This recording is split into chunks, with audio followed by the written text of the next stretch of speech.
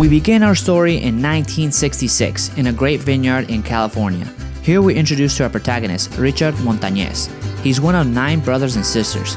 Now, you gotta understand, back then most people weren't interested in watching TV all day and living in houses, and food wasn't expensive, so people used to get down, if you know what I mean. Alright, back to the story. Richard didn't have an easy life, and school wasn't any better. They used to pick on him for being of Mexican descent all the time. But there was one thing that changed everything: meeting Judy. They stuck out like 2 sore brown thumbs, so they decided to stick together. One day, a couple of bullies made fun of him for eating bean burritos at lunch. So the next day, his mother gave him 2 burritos, one for him and one for his bully. When lunchtime began, they arrived like always, but this time, Richard asked them if they wanted to try one. Of course, nobody wanted to, but one dared to try. To his surprise, he actually really enjoyed them.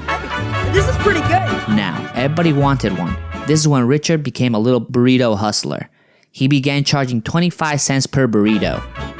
Another one. Soon, he began to make decent money. So one day, he decided to buy something that Judy always wanted: chocolate. This scenario could have gone 100 different ways, but he was brown, so they treated him like a criminal. So if people start treating you as such, you start to believe it. Yeah, you see my boy rocking the Chicana style with the bandana and everything? But things were pretty bad back in the day. You see, police thought that they could beat your ass if your last name was Gonzalez or Martinez. It felt like you were invisible. And if they didn't get you, they would send you to war to drop like flies. They did anything to survive, and Judy was always right by his side. Them and their homies were like family, and you know, nothing is stronger than family. I don't have friends. I got family. But one day, Judy gives him a surprise. He's gonna be a father, and he needs to do something about it. Richard got caught, but got a second chance. Not everybody gets those. It was like a miracle. So Judy sits down and tells him that she believes in him, and if he doesn't change, he'll become like his father. So life is about decisions, and he took the best one. It was time for me to choose something better. We jump to 1982, and things are still not looking good. Richard is pretty handy around the house, but he can't get a stable job. Judy and him did what they could. Judy worked some hours in the supermarket and tried selling homemade tortillas outside her job. Richard went door to door trying to apply for a job. Both of them didn't get any luck, mostly by the way they looked and his lack of experience. With no money, food, or a job, Judy suggests Richard go talk to his dad. Now, Richard's dad wasn't the best. He used to be pretty mean to Richard when he was growing up, but now he found God. He still criticizes Richard for letting his wife work that much and tells him that he should be the one that provides for his family. Richard gets angry and storms off. He sees his old friends and believes that the only thing that can help him is going back to his old ways. His friends are happy to see him and welcome him back. But here we're introduced to the Jefe, the one that runs everything on the block, Tony Romero. He does not accept Richard because he knows he has a family. Richard finds out that Tony's working at Frito Lay, so Richard asks him to put a good word for him. Tony accepts, but tells him that he has to go in and apply himself. The next day, we see Richard going to Frito Lay factory. Here, Richard starts applying for a janitor position, but cannot understand most of the application. He takes his time, but he realizes that he cannot complete it. Keep in mind, he never finished school. He asks the front desk if he could take it home, and the lady agrees. At home, Richard asks Judy to help him, and she does. She helps him filling it out and prepares him for his interview. The day of the interview arrives and everything is going well, but Lonnie discovers that Richard lied about his high school, so he is ready to walk out when Richard stops him and lets him know that he will be the best employee. He tells him that he has a PhD. He's poor, hungry, and determined. Lonnie gave him an opportunity because all the Mexicans there are hard workers, so what could go wrong? The next day, Richard comes to work and he is amazed with all the machines. This was his first job in a long time. He really felt like he was part of something big. We can see that Richard works hard every day, cleaning, dumping trash, scrubbing, you name it. Richard was doing it. But one day, Richard got curious about the machines. He asks one of the engineers about the process, but he tells him just to go clean and disrespects him. Don't you got a mop to flirt with instead of me, Paco? Now, you know what happens next. I've dealt with them my whole life. Nah, just kidding. But he did imagine it though. Richard doesn't stop trying. He goes and asks more and more about the machines till one day he meets Clarence C. Baker. Richard finds out that Baker is a self-made engineer. This meant a lot to Richard because back in the day it was really hard to see the minorities with those positions in the workplace. Richard asks him if Baker can show him a blueprint of the machine, and just when Baker was getting kinda angry, Tony comes and apologizes and takes Richard away. Tony gives Richard a lesson and tells him that there's a hierarchy in the factory and that no one would like to talk to a janitor. First, we have the plant managers. They have a really comfortable life, white fences, money, champagne, no worries. They have the easy jobs. Then we have the floor managers. They're kinda mad that they have to answer to someone that does way less and makes way more money. At the end, they are responsible for everything. It's the biggest piece of dog shit. Then we have the engineers. They have everybody's respect, and all of them are really smart, and the best one of them all is Baker. But he has had it tough though. He's the one that has worked the longest and the hardest to try to get a promotion, but they prefer to promote someone else every time. Heck, basically all the managers have been taught by Baker, so Baker doesn't trust anyone. This did not stop Richard. He didn't want to be scrubbing and cleaning floors for the rest of his life. So if he wanted to be the best, he had to learn from the best. He tries to approach Baker with some burritos and asks him if he can teach him about the machines. He says that he knows a little bit about fixing things, but when he does, he feels like he isn't a nobody. That for that moment, he's doing something right. Baker at first is hesitant, but the days go by and Richard, little by little, is learning about the machines by himself. He even points out that the heat of some machines are off to Baker. Baker takes notice till one day he sees the determination and positive attitude Richard has. He finally decides to teach Richard everything he knows. Richard was ready to learn, but he had to do it before and after his shifts. But that was no problem for him. Bring forth the training montage.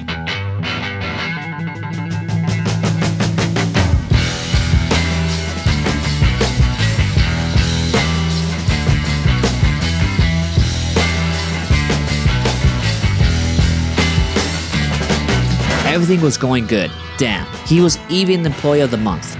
But not every story is a fairy tale. It's 1984 and the economy went to shit. People were losing their jobs, homes, man, you name it. Years passed and Richard was still in the same spot. You could even say it was even worse. The factory was trying its best to stay open, but things were not looking good. Here we're introduced to Roger Enrico. He is the CEO of PepsiCo. Now, the guy was the shit. You know it when he was the only one that made PepsiCo compete against Coca-Cola in years. But these were harder times, and Roger was not someone to play around.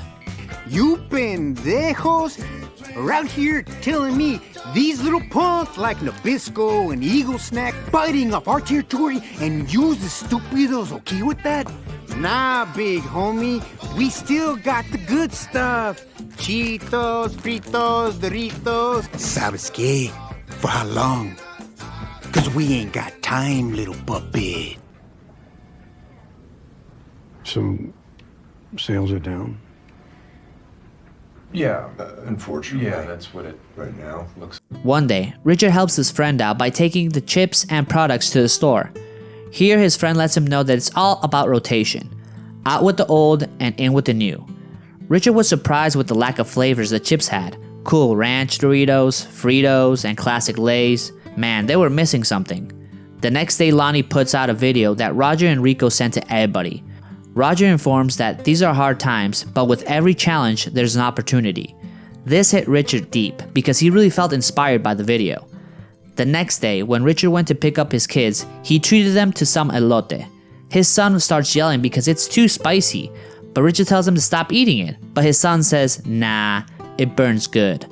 Here, something clicked for Richard. He was looking for an answer, but he was always surrounded by it. He saw la fruta con chile and chamoy, chips with salsa. It was all around him. He knew what he needed to do. He told his idea to everybody in the factory. At first, everyone thought it was a crazy idea, but Richard told them that they needed to fight for their family and their jobs. This inspired everyone, so they all started to help. So the idea of a spicy chip was on its way. If you want something to sweat, you need to get the good stuff. And nothing beats fresh and homegrown product. With the help of Judy, they went to get all the ingredients. Chile molido, chile fresco, chile guajillo. Man, anything with chile, they got it. There was no chile left unturned. Richard even had his own focus group, which was not going too well. They were trying to remember everything their abuelita taught them, but they had a competition. In the Midwest, they were already trying to make a spicy chip, but with all the chemicals and stuff. So at this point, it was science created against natural spice. They tried every combination they could, but finally, one day,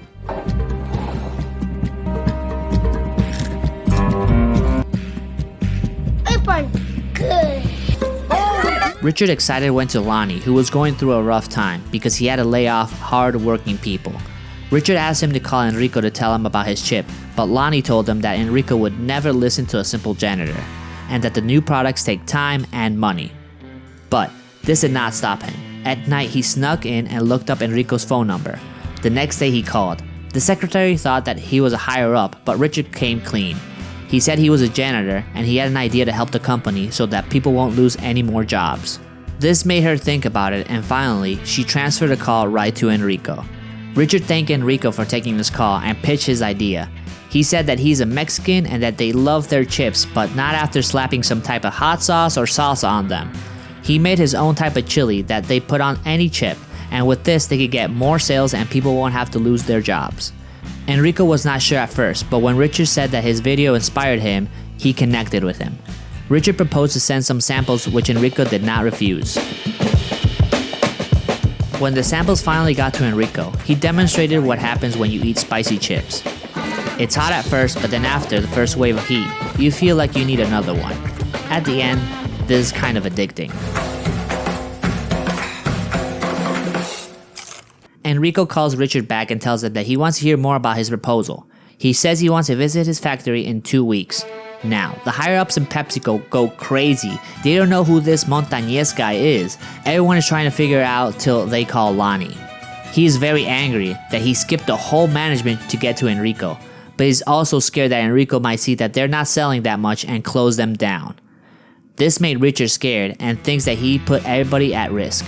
He wants to prevent Enrico from coming, but Judy tells him that he got this, that she believes in him, and that he should start believing in himself too. Richard says that he doesn't even know how to do a sales pitch, but Judy says, well, we'll find out how together. Pause it, man. Try to find a partner that's just like Judy in your life. My queen! My wife. My love. Okay, on with the video, before I get too emotional. Judy got him all prepped up for his pitch. It was like going back to school. The day finally arrived. Judy was helping him get ready when we get this scene. There's no me without you. Thank you for believing in me, mi reina. Richard starts his pitch, but he gets really nervous and starts saying the wrong things. The right-hand man of Enrico asks him how much market share would they yield. Richard extends his arms and says, this much. Everybody starts to laugh. That's when Richard realized that he needs to speak from the heart. He says that he is not a person that dresses in a fancy suit all day and he doesn't know what market share is. But he is what makes his factory work. People like him want to identify with the product and feel that the company thinks about them. That there's an untapped market out there. That they should put this chili in their chips and they would see what he is talking about. Enrico thanks Richard for his speech and says that they have a lot to think about.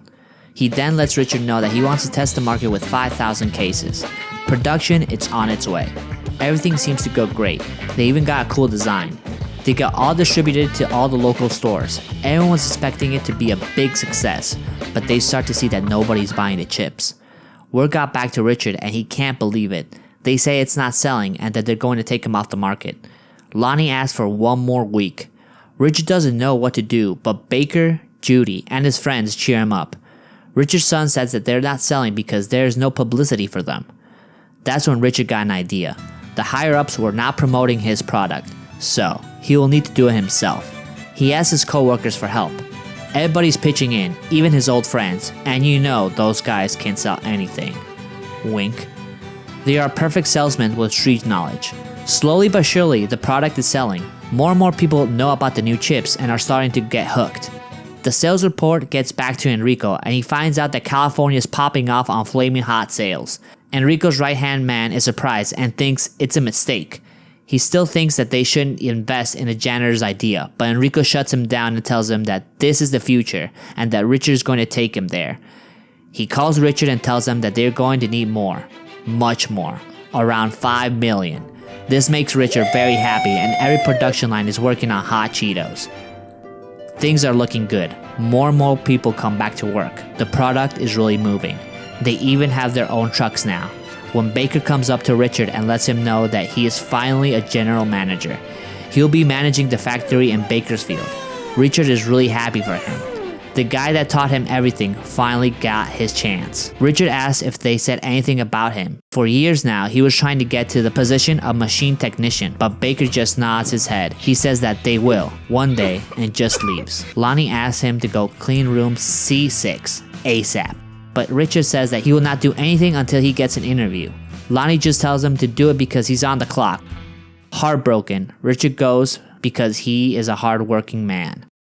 To his surprise, he sees Enrico, and he is shocked to see him. Enrico says that visionaries like him cannot be contained, that people like them invest in them, so that's why he wants to invest in Richard. He presents Richard with his own office and the position of Director of Multicultural Marketing. Richard is in disbelief when he hears everybody cheering for him. Everybody gathered just for this moment. He immediately calls Judy and tells her the good news. Hello. We're gonna need more ties.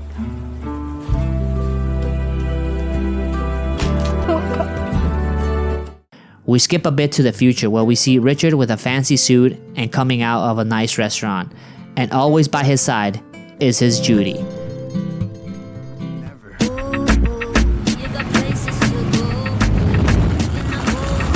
Richard's genius launched a whole spicy industry. Flamin Hot Cheetos became a billion-dollar brand. He retired after 42 years of innovation and leadership. And that's it.